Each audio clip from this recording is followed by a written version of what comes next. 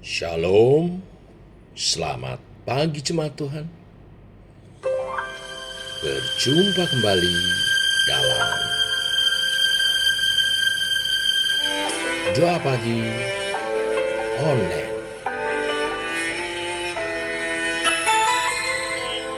Tak terbatas kasih.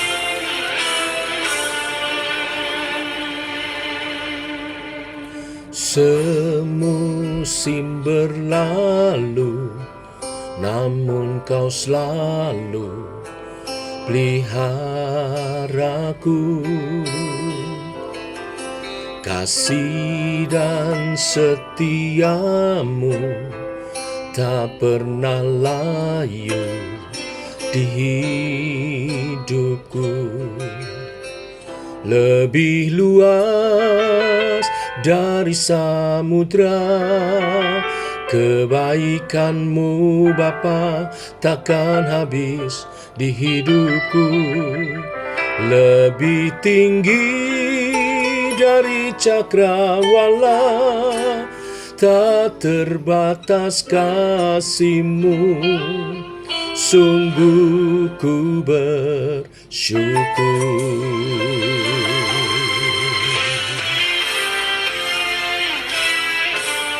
Semusim berlalu, namun kau selalu peliharaku. Kasih dan setiamu tak pernah layu di hidupku. Lebih luas dari samudra, kebaikanmu Bapa takkan habis di hidupku. Lebih tinggi dari cakrawala, tak terbatas kasih-Mu. Sungguh ku bersyukur.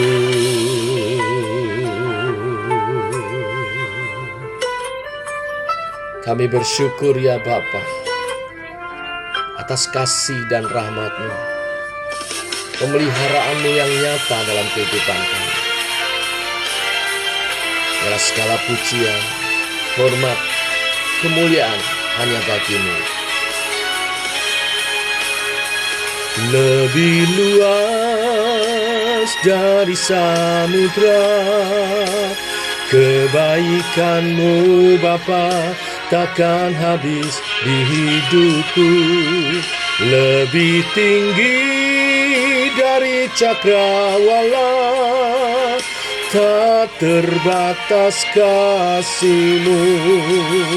Sungguh ku lebih luas dari samudra, kebaikan-Mu Bapa takkan habis di hidupku.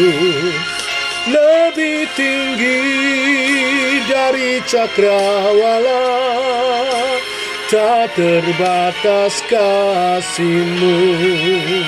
Sungguh ku bersyukur. Tak terbatas kasih-Mu. Sungguh ku bersyukur.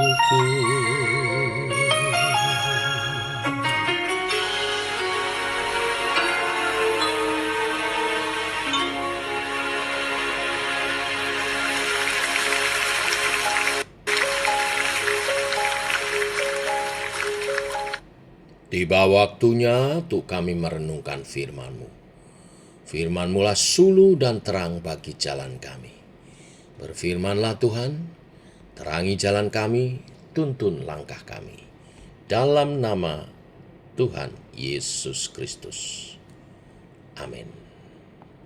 Bapak Ibu, kita lanjutkan renungan firman Tuhan pada pagi hari ini, khotbah Paulus di Areopagus bagian 2. Kisah Para Rasul 17 ayat 26 sampai 29. Demikian firman Tuhan.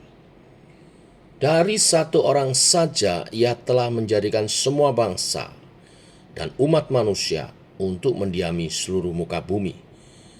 Dan Ia telah menentukan musim-musim bagi mereka dan batas-batas kediaman mereka, supaya mereka mencari Dia dan mudah-mudahan menjamah dan menemukan Dia, walaupun Ia tidak jauh dari kita masing-masing. Sebab di dalam Dia kita hidup, kita bergerak, kita ada, seperti yang telah juga dikatakan oleh pujangga-pujanggamu, sebab kita ini dari keturunan Allah juga. Karena kita berasal dari keturunan Allah, kita tidak boleh berpikir bahwa keadaan ilahi sama seperti emas atau perak atau batu, ciptaan kesenian dan keahlian manusia. Sampai di sini Bapak Ibu. Bapak Ibu jemaat Tuhan, setelah membahas tentang Allah yang berkuasa atas segala ciptaan, Paulus mengajarkan bahwa Allah menciptakan manusia dari satu orang saja. Allah tidak menciptakan manusia dari banyak orang yang sudah tersebar di seluruh penjuru dunia. Allah menciptakan manusia itu dari satu orang saja. Kita kenal Adam. Dari satu orang inilah manusia tersebar ke seluruh dunia, memiliki batas-batas bangsa mereka sendiri, dan menikmati musim-musim yang teratur sesuai dengan daerah yang Tuhan berikan kepada mereka. Karena telah tersebar inilah, dan karena setiap bangsa-bangsa memiliki budaya mereka sendiri, setiap bangsa-bangsa malah melarikan diri dari Allah, memalingkan wajah dari Allah, dan mendirikan berhala mereka masing-masing. Paulus di sini sedang memberikan penjelasan bahwa bangsa-bangsa memang memiliki daerahnya sendiri. Bangsa-bangsa juga memiliki musim mereka sendiri, tetapi bangsa-bangsa tidak boleh memiliki dewa-dewa masing-masing. Sebab yang menciptakan manusia dari satu orang saja adalah Allah. Yang membuat mereka tersebar adalah Allah. Yang menentukan batas-batas masing-masing bangsa adalah Allah. Dan yang memberikan musim-musim bagi bangsa-bangsa yang ada juga adalah Allah. Itu sebabnya sebenarnya Allah terus memanggil bangsa-bangsa untuk kembali kepada Dia. Allah berhak memanggil mereka semua. Karena Allah adalah pemilik sejati seluruh bangsa itu. Tidak ada bangsa yang dimiliki oleh berhala mereka. Konsep kafir mengatakan setiap bangsa memiliki berhala mereka masing-masing, tetapi Paulus mengatakan setiap bangsa dimiliki Allah. Berhala adalah milik dari bangsa-bangsa, tetapi bangsa-bangsa adalah milik dari Allah. Tetapi bukan hanya itu saja. Di ayat 28 mengatakan bahwa kita ada di dalam Dia. Dia Allah yang lebih besar daripada kita, sehingga kitalah yang perlu datang kepada Dia. Allah memanggil semua bangsa untuk kembali, termasuk bangsa Yunani. Allah memanggil semua bangsa yang telah tersesat untuk kembali kepada Dia, karena segala bangsa di dunia memerlukan Dia. Allah tidak memanggil bangsa-bangsa karena Dia kekurangan. Paulus telah menjelaskan di ayat 25 ayat yang kita sudah bahas sebelumnya, bahwa Allah tidak memerlukan manusia, bahwa Allah lah yang terus menjadi sumber pemeliharaan manusia dan menopang hidup manusia. Jadi jika Allah tidak memerlukan manusia, mengapa Dia memanggil kembali seluruh bangsa-bangsa untuk kembali kepada Dia? Karena Dia berhak. Ya, karena Dia berhak. Ini hal yang pertama. Dan bisa kita lihat di dalam ayat 26. Dialah yang menjadikan manusia dan milik Dialah seluruh bangsa-bangsa di bumi. Tetapi hal yang kedua adalah karena kita memerlukan Dia. Manusia memerlukan Allah. Tuhan memanggil kita karena kita perlu Dia. Karena Tuhan tahu kita perlu Dia. Sebab tanpa Dia, tanpa Allah, kita tidak akan bertahan hidup. Dan tanpa mengenal Allah, kita akan tersesat di dalam segala anugerah yang Dia limpahkan kepada kita. Inilah yang dibahas di ayat 28.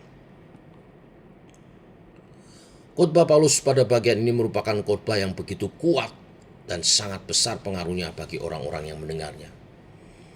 Seluruh cara berpikir orang Athena diruntuhkan oleh Paulus.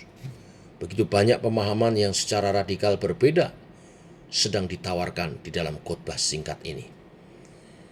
Hanya orang yang degil hatinya yang gagal menanggapi ajaran mengagumkan dan revolusioner ini yang Paulus sampaikan. Orang Athena sedang didesak untuk mempertimbangkan berita yang sangat mengguncang ini. Penyembahan berhala mereka dikoreksi oleh Paulus. Konsep ilah mereka yang melihat kepada Zeus dikoreksi oleh Paulus.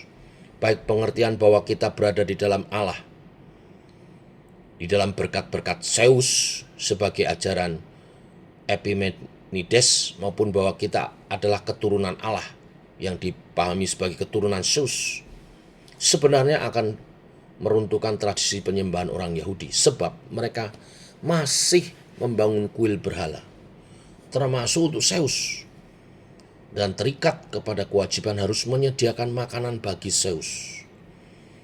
Mereka memiliki kisah mengenai Prometheus yang makanan persembahannya tidak berkenan dan Zeus marah dan kemudian menghukum Prometheus. Jadi jika orang Yunani mau menerima ajaran tentang Zeus, yang manakah yang harus dipercaya? Zeus yang memberi berkat kepada manusia atau Zeus yang menghukum manusia karena gagal memberi makan dia? Zeus yang adalah bapak semua umat manusia atau Zeus yang kuil dan patungnya dibuat oleh tangan manusia?